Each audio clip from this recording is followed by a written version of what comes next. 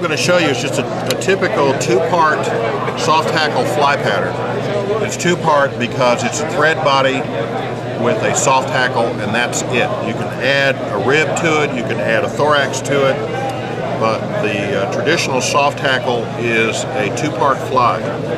You want to lock in your thread right behind the eye, and if you want to counter rib your thread body with a piece of thread, then leave it long over here on the tag. What I'm going to show you here is a method of covering your hook with the thread very easily. You hold this tag at a slight angle, and every time you come around with your bobbin thread, it will hit that tag that you're holding tight, and it'll kick it to the right, so that each wrap lays right next to the other. And then when you get back to the barb or the point of the hook, depending on where you want to stop your thread body, you'll leave the tag there or cut it off depending on what your preference is, and then start your thread back to the eye, giving you 2 layers of coverage. Well, this part, you don't have the advantage of the taut tag of thread there, but if you're careful, you can still cover back over the first layer, one wrap in front of the other, until you get to the eye of the hook. These soft hackles also originally had bodies made of silk floss. So if you have some silk floss, single strand silk floss, you can make your body out of that. I'm just going to counter rib this. I don't think the fish can tell that this is on here, but it makes the fly look a little bit fancy if you're tying it for demonstration purposes or for fly plates. And tie that, cut that tag off.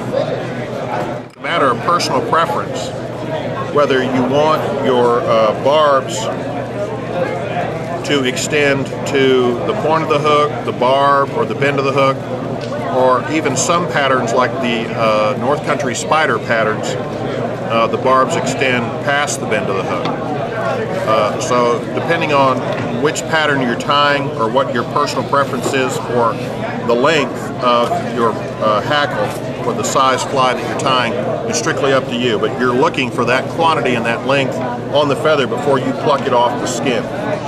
So you pluck the one that you want after you think you've made your selection that fits those criteria, and pull away the after shaft feather. And you'll notice on this feather that the stem is really thick down here at the base, but it quickly thins out right here in the middle and toward the tip of the feather. That's where we're going to be tying this feather onto the hook. That thin part not only eliminates the spaces between the wraps that you otherwise would have if you were putting the thick part of the stem on the hook, but it makes your head look very neat. In fact, it disappears when you're wrapping this on the hook because you're using the thin part of the stem.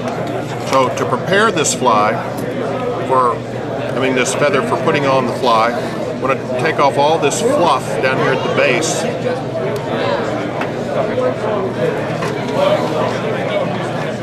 Because you're not going to be needing that.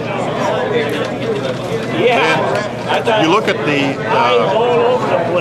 feather, hold it by the tip, and stroke these barbs on either side down. Try to get an equal number on both sides. Okay. All right. This is going to be your tie-in point. This is going to be your tie-off point. You determine how heavily or how sparsely hackled this fly is going to be by how many of these barbs you leave on. If you want it more heavily hackled, you'll leave all of these on. If you want it more sparsely hackled, then you can pluck a few off the bottom. Now you'll notice that these feathers are naturally curved. We want to take advantage of that when tying this feather onto the hook, because when we get through, we want all those barbs to point back toward the rear of the hook, much like the ribs of an umbrella. That's funny, I thank you. Now, So in order to take advantage of that, we're going to lay this feather right on top of the hook with the tip of the feather pointing out toward the eye of the hook, and we're going to tie it down. Start off with your thread rolled up pretty short on your side of the hook. Hold the feather toward you, and then put that first wrap right on top, and that will roll the feather on top of the hook. Then after you get that first wrap on there, pull back a little bit to give yourself some bare stem to start your wrap with. Then put 3 or 4 wraps of thread down, one right in front of the other, toward the eye of the hook to secure that. Sometimes it's even helpful to wax that part of the thread that you're tying this down with to help secure the feather under those wraps, because that's all you have to hold it there. Despite all your best efforts, when you start to wrap, you might still pull the feather out from underneath the wraps and just start over if that happens. Pull this tip up and cut it off. You can put a small drop of head cement there if you'd like to help secure that down there before you start wrapping. Now, get your Delrin Hackle pliers. I like to use these because they have a hole in it for your finger when you're wrapping it. Grab a hold of the stem. Hold it 90 degrees to the shank of the hook, and we're going to learn now what's called the folded hackle technique. We're going to basically take these 2 sides of the feather and fold them together much like praying hands. You're going to moisten your finger with some saliva or water to help make those stay put when you fold them together. Okay? Now we're going to start wrapping. We're going to put one wrap right in front of the other toward the eye of the hook. Make sure your thread is advanced toward the eye so it'll be there ready to tie off the feather when you get finished wrapping. Now you'll notice sometimes when you're wrapping that the feather will kick off to one side or the other. When that happens, you can just correct it by turning the hackle plier in the opposite direction. What's a Yarby automatic reel, one of the first ones ever built? Yep. And you want to be sure and leave just a little bit of space after you've tied off your soft hackle for a small thread head. Alright, now when you run out of barbs and you've wrapped all of that on there, that's when you tie it off. Just cant the stem toward the eye and put your thread in between the feathers, barbs, and the stem.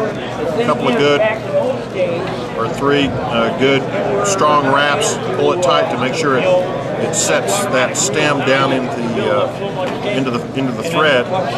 Then you want to cut this stem off, but you don't want to cut your thread, and you don't want to cut any barbs of the feather you just put on.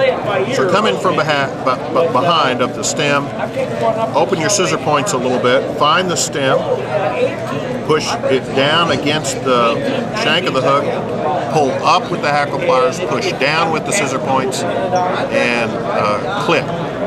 Then use your whip finishing tool to put on a whip finished head from your feather, and then start wrapping one wrap right in front of the other with your head cement on the thread.